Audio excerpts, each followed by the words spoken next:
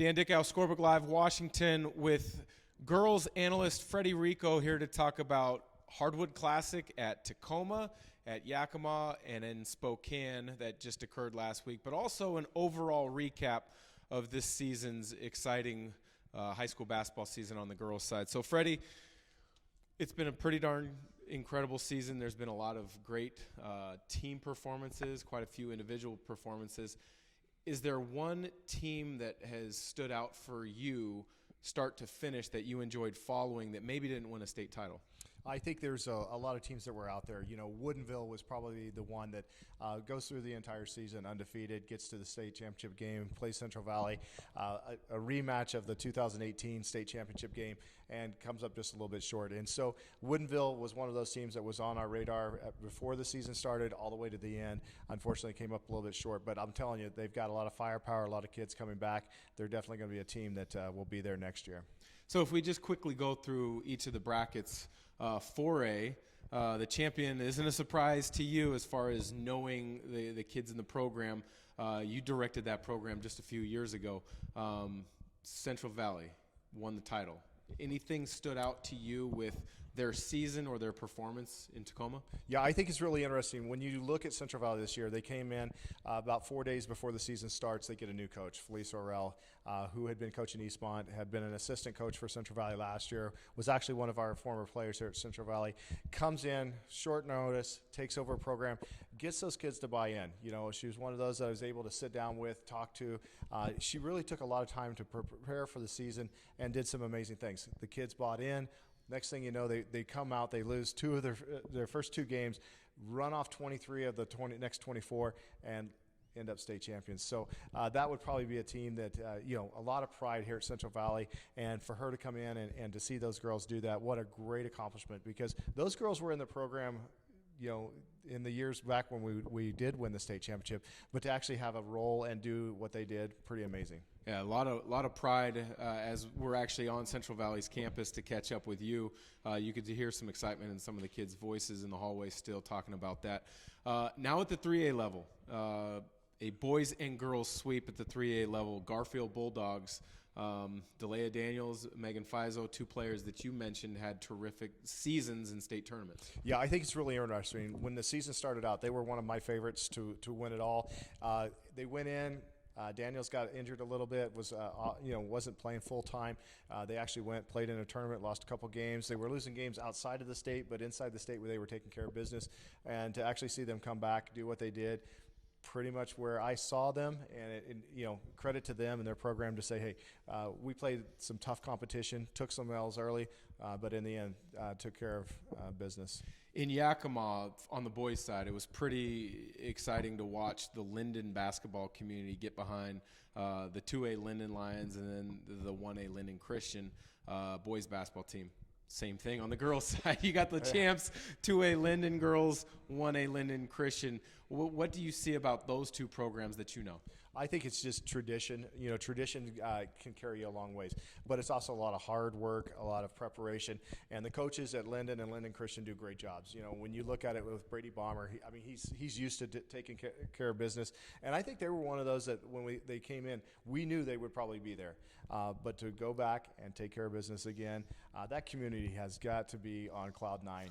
We here at Spokane, we like to call it Hooptown USA, but Linden's probably sitting there going, hey, we got our own Hooptown here. Yes. And rightfully so. They deserve that, because whether it's the boys' side, girls' side, they seem to always rise to the top. The last site, Spokane, home of the State B.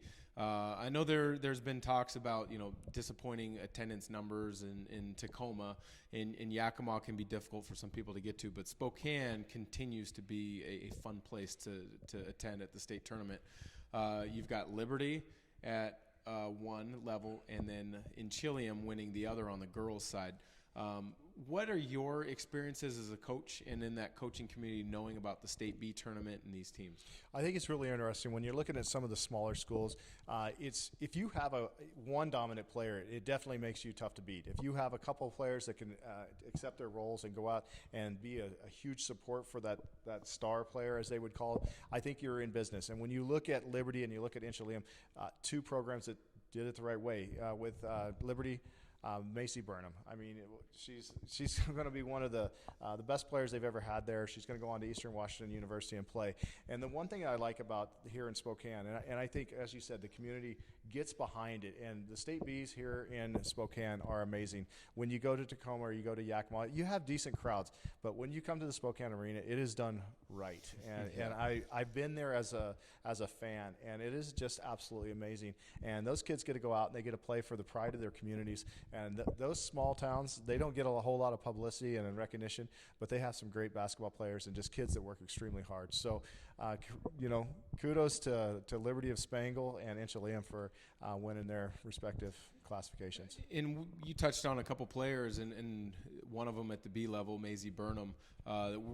Scorebook Live tries to give attention to players at all levels, to programs, and I feel we've done a great job of that through this season, and you've done the same.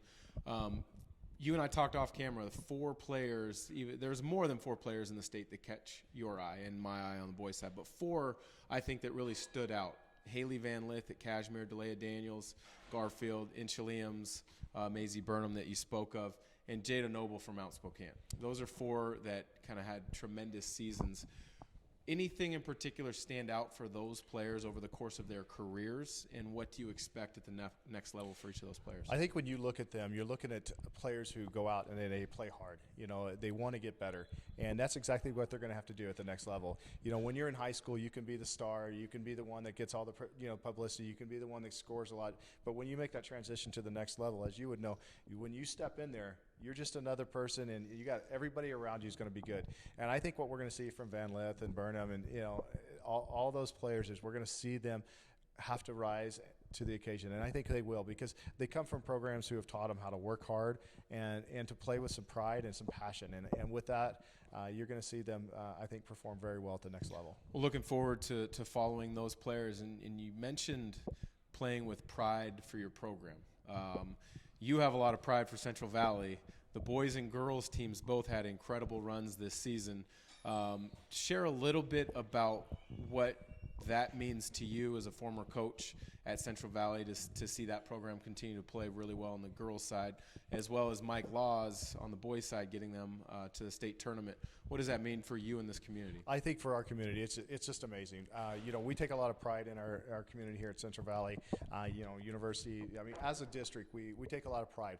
And one of the coolest things about this is, in 2012, the boys and girls were able to do this, and we both came up short. However, this year, the boys, put on a great show, and I think they surprised a lot of people and showed that, just hard work, good defense, and teamwork can get you there. And they just came up a little bit short, but credit to Mike Laws and all those players for doing an outstanding job. On the girls' side, pride and tradition. They know how to get there. They know what to do. But as a community, to see them succeed, I think it's just a big lift. And one of the things about Central Valley is we're kind of one of those storied programs that people look at, and kind of the bar that a lot of teams want to set their teams or their programs to. And so to see them go out and do that, just amazing. And for me personally, as a coach and knowing those kids, I was in Texas and I was enjoying every minute of it, because I got to see the CV community stand behind both programs, and wow, what an amazing run. Probably fun to watch it without the pressure of having to make substitution and strategy decisions on the fly. But last question that I have for you as we wrap up our high school girls basketball coverage for this season. Put your coach's hat on for a quick second. You've just gone through a long season. Ups, downs, highs, lows, everything. Season's just completed. But as a competitor, you're already looking forward to next year. You as a coach, what do you look for to build upon from a previous season, and how do you build out preparing for the next season? Well, just like I told Coach Orrell, the first thing you do is you breathe.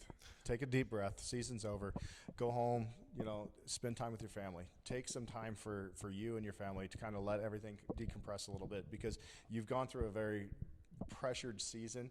You've dealt with the players, you've dealt with the parents, you've dealt with media. Now it's just time to take a breath and be ready to go. Once you do that, then you start organizing. You start looking and say, okay, where are we at? Where's our personnel? What do we need to do with them? What areas are our weaknesses, and how can we make them strengths? And once you do that, you're going to start looking for the competition during the summers. You're going to try to find some of the toughest competition you can.